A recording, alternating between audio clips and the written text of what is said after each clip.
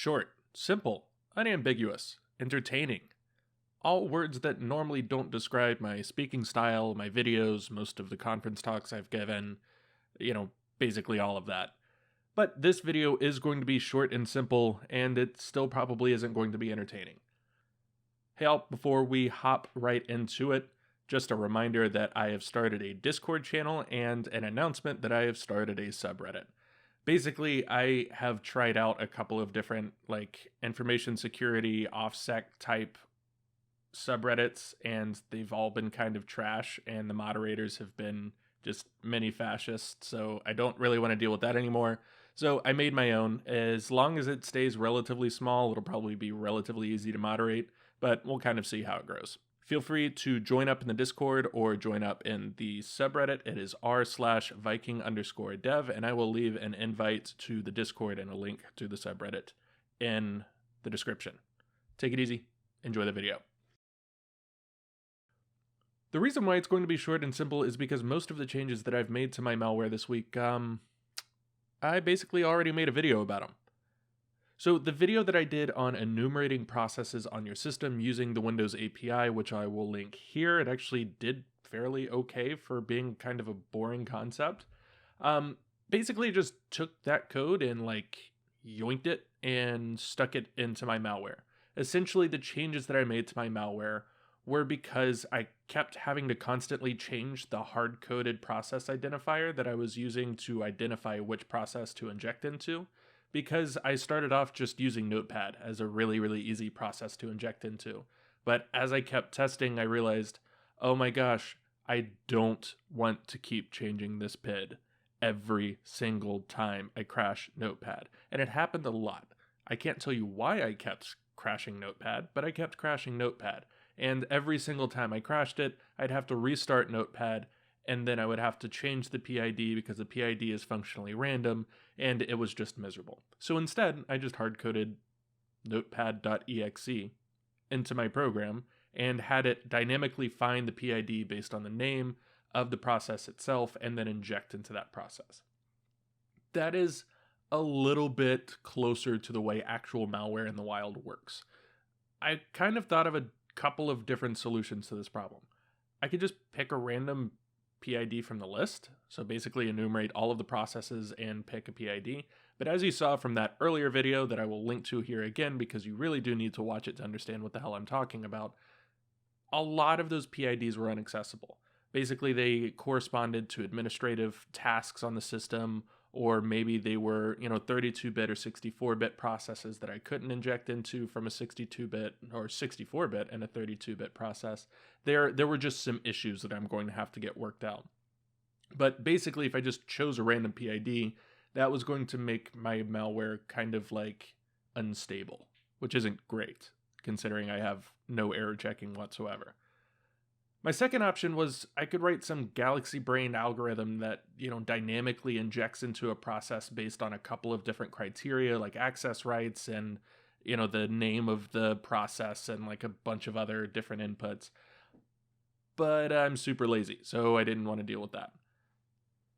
I could just kind of stick with hard coding the PID, but that was making testing lag behind a whole lot, and I already don't have any motivation to actually write this code because the Windows API is an absolute bitch. So, kind of if I remove some friction, it's going to help things get done. So, I went to the super simple option. I hard coded the name of the process, in this case notepad.exe, and just kind of dynamically found it on the system. I'll probably end up switching over to explorer.exe, provided I don't have any access rights issues with that, because that's constantly running on just about any Windows system, whereas Notepad may not be running at the time that the malware is actually downloaded and run. So it's a lot better to pick something that will probably be running at the time. So I'll probably switch it over to explorer.exe at some point, but for now, we'll keep it as Notepad. So that's really it. For the major changes to the malware, I kind of refactored a little bit of code, more for readability than anything, and commented over some stuff, but no major changes. I did kind of do some, soul searching on a couple of different things regarding the process of all of this. One of those is I haven't jumped straight into object-oriented programming. And there's a reason for that. It's not that I don't like object-oriented programming. I do it a ton. I love it in Python, and I've done it in C++ before, and I enjoy it. But that's kind of over-engineering. That being said, I have done some pseudo object-oriented stuff, basically what you would do if you want to avoid writing out like entire classes and creating objects and stuff like that. I've basically just created small structs. For example, I created a struct that essentially holds a process's name and a process's PID. It doesn't need to be a class in that case. I don't need functions. I just basically need something that is going to hold two pieces of data and associate them together. So that's kind of been my band-aid. I don't want to go full in on object-oriented programming just because I don't want to over-engineer this.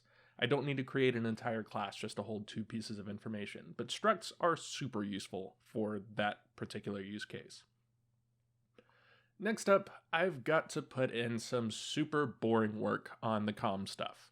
It completely lacks basic error handling, so the many times I forgot to turn off my C2 or turn on my C2, the code just completely crashes and I've got to re-inject and it may have crashed the entire process.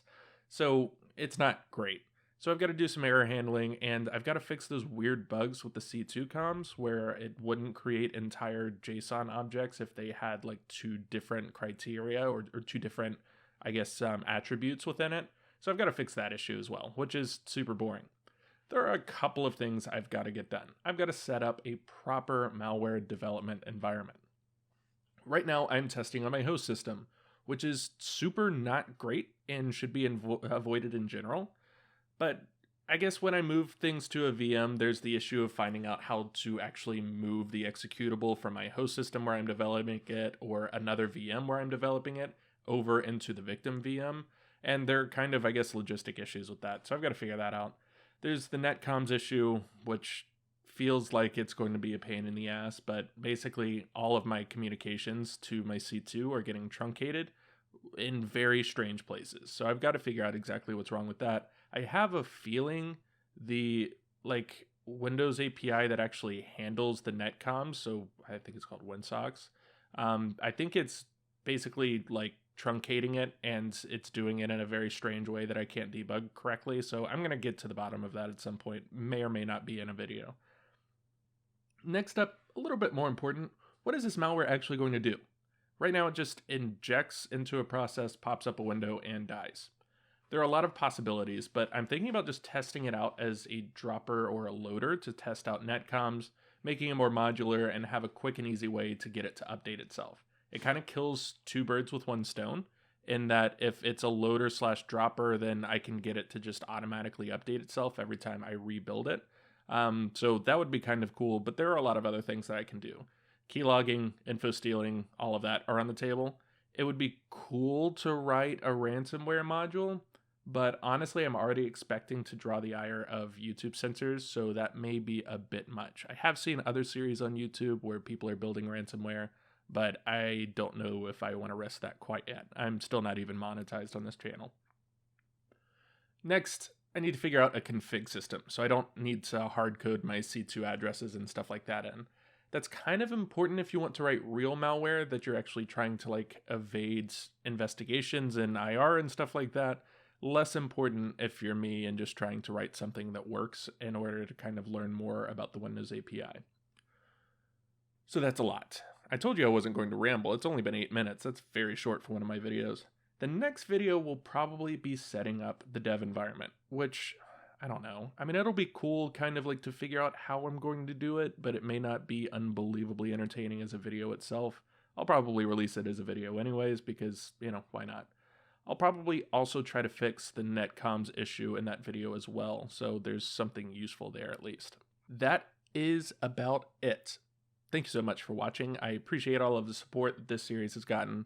It is basically about as popular as I expected it to be, considering the first couple of episodes were some of my better videos on YouTube, despite being produced horribly.